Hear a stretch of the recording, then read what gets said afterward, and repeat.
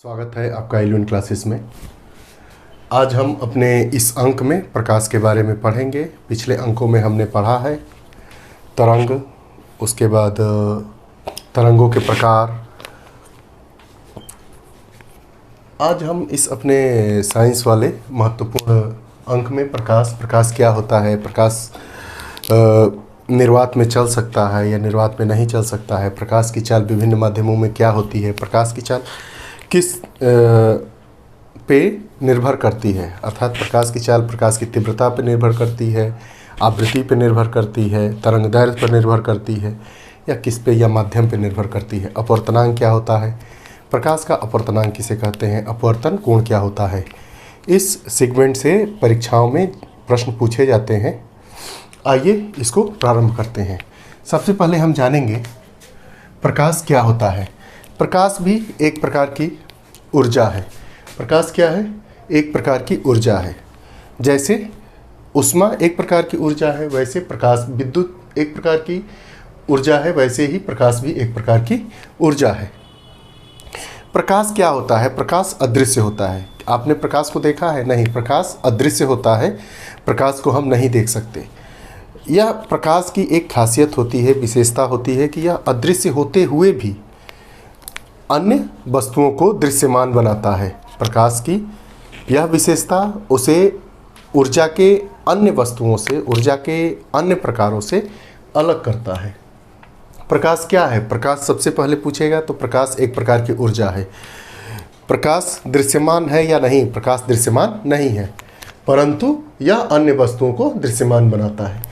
प्रकाश कैसे संचरित होता है? तो प्रकाश सीधी रेखा में संचरित होता है और प्रकाश विकिरण ऊर्जा के रूप में, विकिरण के रूप में, रेज किरण जो होती है उसके रूप में यह क्या होता है? संचारित होता है, चलता है।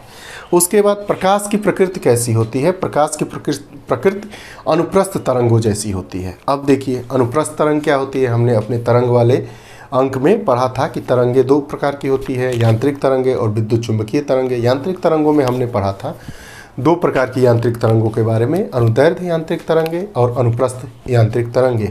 अनुदैर्ध्य यांत्रिक तरंगों में ऐसी तरंगे जिनको चलने के लिए माध्यम की आवश्यकता होती है, उसे अनुदैर्ध्य तरंगे कहते हैं, यांत्रिक तरंग भी कह सकते हैं। और जो तरंगे बिना माध्यम के चल सकती है उन्हें अनुप्रस्थ यांत्रिक तरंगे कहते हैं। तो जो हमारा प्रकाश है, ठीक है, वो कैसे अनुप्रस्थ यांत्रिक तरंगों की प्रकृति वाला है। मतलब जो अनुप्रस्थ तरंगों का व्यवहार होता है वही हमारे प्रकाश का भी व्यवहार होता है। इससे स्पष्ट, इससे निष्कर्ष ये निकलता है कि जो हमारा प्रकाश है उसे चलने के लिए माध्यम की आवश्यकता नहीं होती है। प्रकाश निर्वात में भी चल सकता है। अब देखेंगे कि प्रकाश की जो चाल होती है वो विभिन्न माध्यमों में भिन्न भिन्न होती है। प्रकाश की चाल सबसे ज़्यादा किस में होती है? तो निर्वात में प्रकाश की चाल सबसे ज़्यादा होती है। निर्वात में प्रकाश की चाल क्या होती है? 3 × 10⁸ मीटर पर सेकेंड। अगर इसे किलोमीटर में हम लिखेंगे तो कैसे लिखेंगे? 3 × 10⁸, 1 किलोमीटर में 1000 मीटर, मतलब 10⁻3। इसको डिवाइड कर देंगे, 3 × 10⁵ किलोमीटर प्रति सेकेंड।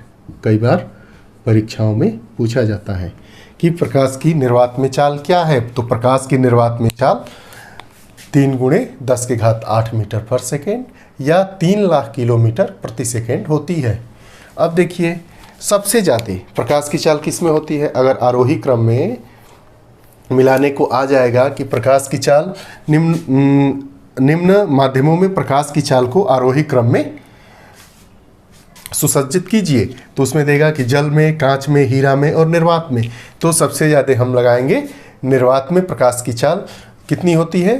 3 × 10⁸ मीटर पर सेकेंड। उसके बाद जल में प्रकाश की चाल कितनी होती है? 2.25 × 10⁸ मीटर प्रति सेकेंड।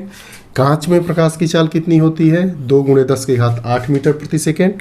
हीरा में 1.24 × 10⁸ मीटर प्रति सेकेंड। ये बहुत ही महत्वपूर्ण है। आप जब देखेंगे पुराने प्रश्न पत्रों को तो उसमें आपको 1-2 प्रश्न इसी 4-5 लाइन से मिल जाएंगे। उसके बाद अपवर्तनांक क्या होता है? अपवर्तनांक क्या होता है? तो निर्वात में जो प्रकाश का वेग होता है तथा जिस माध्यम का अपवर्तनांक निकालना है उस माध्यम में प्रकाश का वेग क्या है, इसके अनुपात को उस माध्यम का अपवर्तनांक कहते हैं। मानिए निर्वात में प्रकाश का वेग कितना है, 3 × 10⁸ मीटर पर सेकेंड। मान लीजिए कि जल का अपवर्तनांक निकालना है, तो जल में प्रकाश का वेग कितना होता है, 2.25 × 10⁸ मीटर पर सेकेंड। अब इसको क्या कर लेंगे, डिवाइड कर देंगे। देखिए अनुपात, तो जल में अपवर्तनांक कितना हो जाएगा, ये 8 से 8 कट जाएगा और 2 यहाँ करेंगे, 3 × 100/225 कर देंगे तो 1.33। ठीक, तो जल का अपवर्तनांक निकल गया 1.33। कैसे निकालें, तो निर्वात में जैसे मान लीजिए कि जल का अपवर्तनांक निकालना है, तो जल का अपवर्तनांक कैसे निकालेंगे, जल में प्रकाश का वेग और निर्वात में प्रकाश का वेग, इनके अनुपात को क्या कर देंगे, अपवर्तनांक होता है अनुपात मतलब भागा।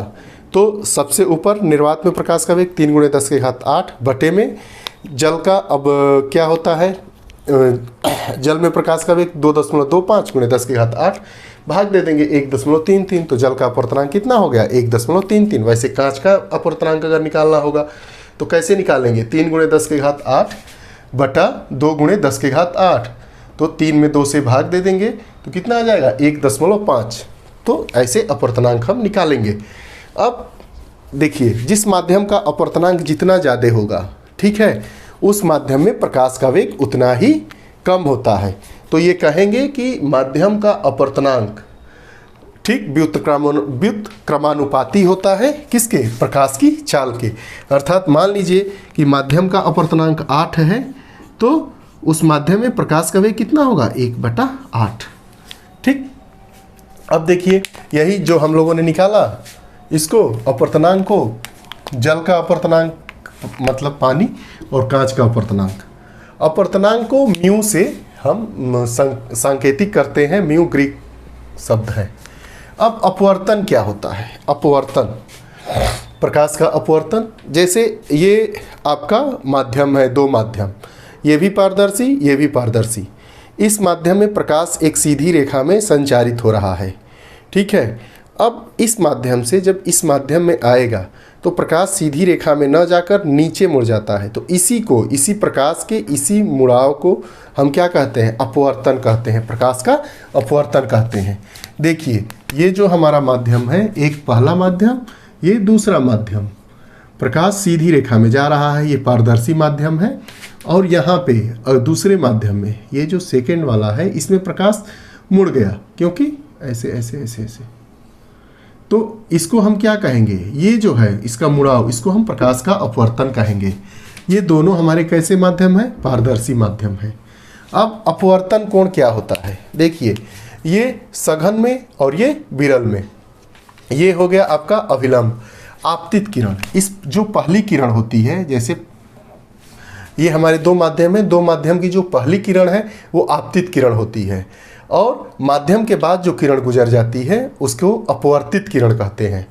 तो आपतित किरण और अपवर्तित किरण के बीच में जो कोण बनता है उसे अपवर्तन कोण कहते हैं। ये कई बार पूछा जाता है कि अपवर्तन कोण किसे कहते हैं। आपतित किरण और अपवर्तित किरण के बीच में बने हुए कोण को क्या कहते हैं, अपवर्तन कोण कहते हैं। जैसे ये हमारा माध्यम है, कोई किरण आ रही है इस पे, तो ये जो पहली किरण होगी वो आपतित किरण होगी, और जैसे ही ये किरण नीचे आएगी तो ये क्या हो जाएगी, अपवर्तित किरण। तो ऐसे जो हमारा सीन बनेगा ऐसे, तो ये वाला जो कोण होगा ये क्या होगा, अपवर्तन कोण होगा। अब अपवर्तन की क्रिया में क्या क्या होता है, अपवर्तन की क्रिया में प्रकाश की चाल वैसी ही बदल जाती है, तरंगदैर्घ्य और तीव्रता भी बदल जाती है, परंतु प्रकाश की आवृत्ति वही रहती है। पूछा जाता है कि प्रकाश की अपवर्तन की परिघटना के परिणाम स्वरूप प्रकाश के किस रूप में परिवर्तन होता है, तो प्रकाश की चाल, तरंगदैर्घ्य और तीव्रता बदल जाती है, किंतु जो उसकी आवृत्ति होती है वो वही रहती है। तो अपवर्तन की क्रिया का प्रकाश की अपवर्तन की क्रिया का प्रकाश की आवृत्ति पर कोई प्रभाव नहीं पड़ता है। अब देखिए, जो हमारे तारे टिमटिमाते हैं वो अपवर्तन की क्रिया का परिणाम है। हमने इस अंक में प्रकाश क्या होता है, प्रकाश एक प्रकार की ऊर्जा है। कैसी ऊर्जा है? विकिरण ऊर्जा है। ठीक, किस प्रकार की तरंग है? ये अनुप्रस्थ प्रकार की तरंग है। अनुप्रस्थ तरंगों का क्या होता है विशेषता? अनुप्रस्थ तरंगों की विशेषता होती है कि उसे संचरित होने के लिए, चलने के लिए माध्यम की आवश्यकता नहीं होती है। प्रकाश तरंगे कह सकते हैं कि प्रकाश तरंगे निर्वात में भी चलती है, वही ध्वनि तरंगे निर्वात में नहीं चलती है। प्रकाश तरंगे निर्वात में चलती है, लेकिन जो ध्वनि तरंगे होती हैं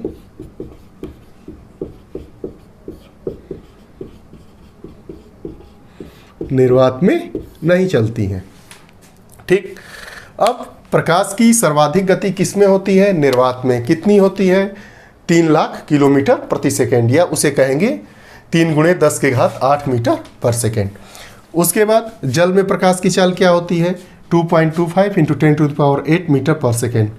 वहीं कांच में 2 × 10⁸ मीटर पर सेकेंड और हीरा में 1.24 × 10⁸ मीटर पर सेकेंड होता है। अब माध्यम का अपवर्तनांक किसे कहते हैं? तो निर्वात में प्रकाश का वेग तथा उस माध्यम में प्रकाश के वेग के अनुपात को उस माध्यम का अपवर्तनांक कहते हैं। हमने देखा कि जल का अपवर्तनांक कैसे निकालेंगे। प्रकाश का उस माध्यम में वेग 3 × 10⁸ मीटर पर सेकेंड बटे ये आपका जल में प्रकाश का चाल कितना होता है?